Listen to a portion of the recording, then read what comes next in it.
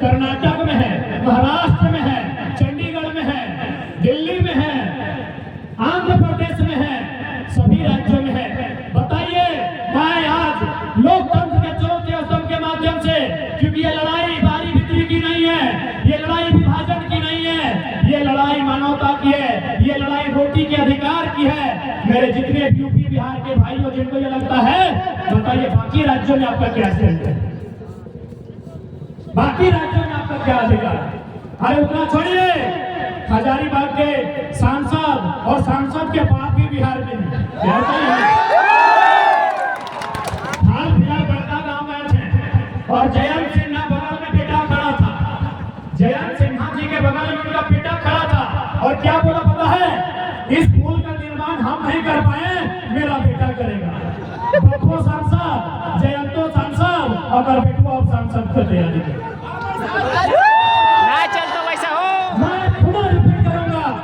मेरे जितने यूपी बिहार के भाई जो आज यहाँ डोमिनेट कर रहे हैं, जो आज शासन से प्रशासन में यहाँ अपना प्रभुत्व बना के रखे हैं, अपना वर्चस्व बना के रखे हैं।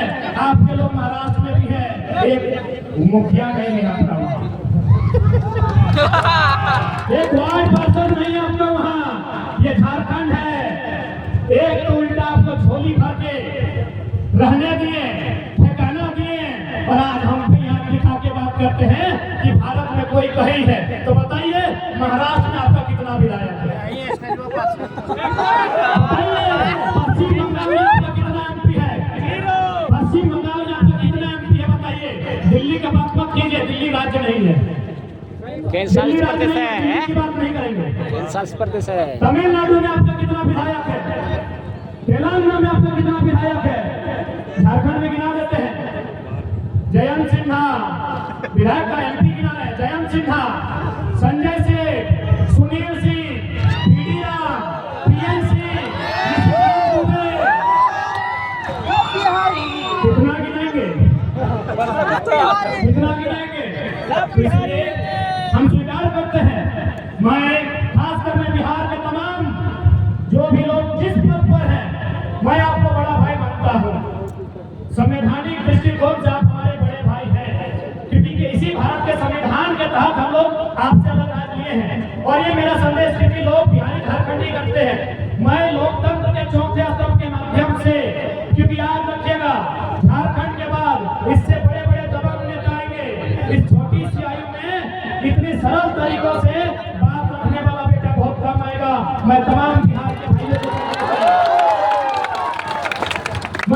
बिहार के भाइयों को ये संदेश दूंगा, हम मानते हैं आप हमारा बड़ा भाई है।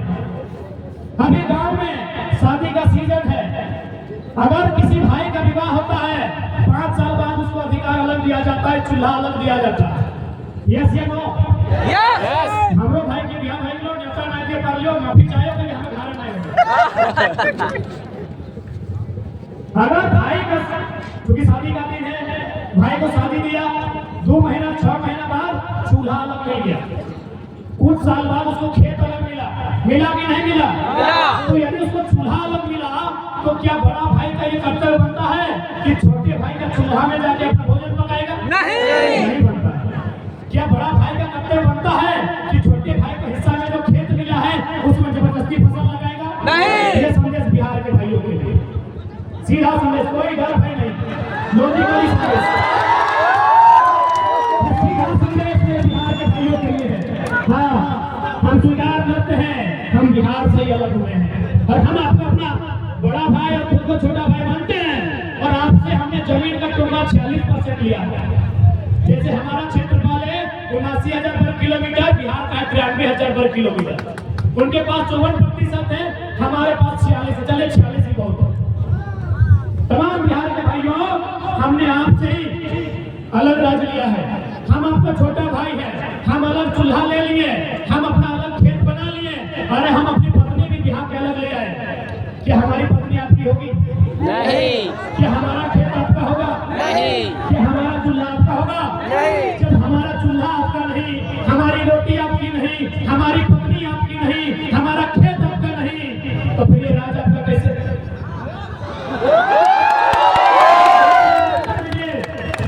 एक लाइन कर दीजिए। इसलिए भगाने की लड़ाई नहीं है मेरे बिहार के भाइयों। ये भाई भाई में लड़ाई की बात नहीं है। ये बड़ा भाई जो हमको अधिकार छोटा भाई को दिया है, हम यही चाहते हैं कि वो जवानी नहीं, वास्तव में हमको अधिकार है। जो खेत जो हमारा 46% है, बिहार से जो हमें खेत मिला है 79,000 वर्ग किलोमीटर का हमारा खेत है। झारखंड में जो खेत बनते हैं, हमें 79,000 वर्ग किलोमीटर में खेत मिला है। हम उस खेत में जोतने का, कोड़ने का, काटने का और उस फसल को खाने का अधिकार मांगते हैं। इससे ज्यादा कुछ नहीं मांगते। इसलिए भ्रम मत फैलाएं। इसीलिए किसी भी प्रकार का कोई भ्रम नहीं फैलाएं कि हमारी बिक्री कर रहे हैं। आप आए हैं, बड़ा भाई को जिस प्रकार एक छोटा भाई अधिकार देता है, यदि मान के चलिए हमारी लुगाई छोटे भाई की पत्नी अगर तो अपने मायके से ऐसा पिठा लेके आई तो बड़ा भाई को जरूर 2-4 को देती है। उसी प्रकार हमारे यहाँ कंपनी है, आपको 25% की बात कर रहे हैं, जिसको लेना है लीजिए। हमारे यहाँ जो सरकार की नौकरियां हैं, हम 10% खुला रख रहे हैं, जिसको लेना है लीजिए। बिहारी को लेना है, बंगाली को लेना है लीजिए। हम यहाँ जो प्रशासनिक, जिसमें हमारे प्रशासन पुलिस के बड़े अधिकारी बनते हैं, जेपीएससी, हम वहाँ भी कह रहे हैं 75% को, वहाँ भी 25% खुला रख रहे हैं। अरे बड़ा भाई को दे रहे हैं, नियम से देंगे ना। अब पत्नी हमारी, ससुराल हमारा, और 10 को ऐसा रोटी मिला तो 5 को देंगे क्या?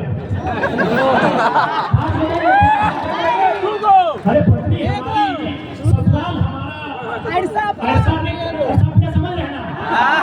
ऐसा पिठा, यदि हमारे ससुराल से हमको 10 को ऐसा पिठा भेजा गया कि दमाद को दीजिए तो 5-5 को नहीं बंटवारा होगा। बड़ा भाई को 1 को देंगे, 1.5 को देंगे, फादरी 2 को देंगे कि नहीं? इसी प्रकार ये बेफर्मी ना करें।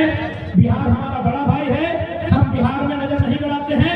अच्छा, हमारे पुनः हम रिपीट करेंगे। आज हजारीबाग की बड़ी बड़ी इमारतें, जिसमें मुझे लगता है 90% बिहार, यूपी और अन्य राज्यों का बिल्डिंग है। हमको पटना में और लखनऊ में एक बिल्डिंग दिखाई है झारखंड का नहीं है। हमको बिहार की राजधानी पटना, यूपी का लखनऊ है। हाँ, यस। हम यूपी की राजधानी लखनऊ, बिहार की राजधानी पटना और पश्चिम बंगाल की राजधानी कलकत्ता हम देखना चाहते हैं कि झारखंडियों का कितना बड़ा फ्लैट है, नहीं ना है? तो ये अन्याय क्यों हमारे साथ ये अन्याय क्यों मेरे भाइयों? जब हमारे लोग महाराष्ट्र में स्थापित नहीं हो पाए हैं, हमारे लोग तमिलनाडु में स्थापित नहीं हो पाए हैं, हमारे लोग पटना में, कलकत्ता में स्थापित नहीं हो पाए हैं, तो फिर बाकी लोग यहाँ स्थापित होना क्यों चाहते हैं? क्योंकि नेता चोर है। क्योंकि झारखंड में बहुत ज्यादा लुटने वाली व्यवस्था है। ये सरासर एक इंसान के अधिकार को छीनने का अन्याय है। इसलिए आज मैं मीडिया के माध्यम से यहाँ जितने लोग जितना देख पा रहे हैं, कई हजार की संख्या में लोग जुटे हैं, मैं उनके माध्यम से आज इस विवाद का अंत चाहता हूँ। ये लड़ाई भारी बिक्री की नहीं है।